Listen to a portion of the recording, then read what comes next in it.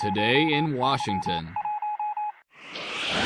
The Israeli daily Haaretz reported today that U.S. President Barack Obama has warned the Israeli government against launching a surprise attack against Iran. The message was conveyed by a senior U.S. official who met Israel's Prime Minister Benjamin Netanyahu, his ministers, and other senior officials in Israel.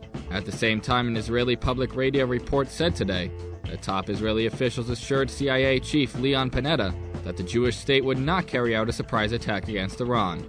Panetta reportedly held secret talks with Prime Minister Benjamin Netanyahu, Defense Minister Ehud Barak, and other top officials during his visit to Israel 2 weeks ago. John Bolton, former U.S. ambassador to the United Nations, said yesterday that President Obama's policy of linking U.S. missile defense concessions to Russian cooperation over Iran's nuclear program is wrong. Speaking at the American Enterprise Institute in Washington, Bolton said, quote, the administration's Russia policy is wrong, the administration's Iran policy is wrong, and the administration's Russia-Iran policy is wrong.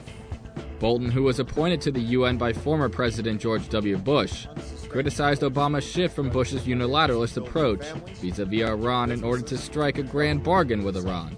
Bolton dismissed his policy as a fallacy, arguing that it was based on the premise that bilateral negotiations between the United States and Iran over the latter's nuclear program would, quote, will produce a fundamental change in Iran's view of the world, now aided by a Russian desire to help us out since we're giving up missile defense. The U.S. State Department yesterday dismissed reports that a senior U.S. advisor was in Iran, saying the official was in Washington. Iranian press had reported that Vali Nasser, a senior advisor on Pakistan, had traveled to Iran, possibly in connection with securing the release of Iranian-American journalist Roxana Sabari. State Department spokesperson Ian Kelly told reporters, quote, well, I know for a fact that Mr. Nasser is in his office today. Kelly told reporters that although it was possible that Nasser had visited Iran before assuming his position, he was 99% sure that Nasser had not traveled to Tehran since then. During a press conference yesterday, Iran's Foreign Minister Manouchehr Mottaki did not confirm or deny reports that Nasser was in Iran.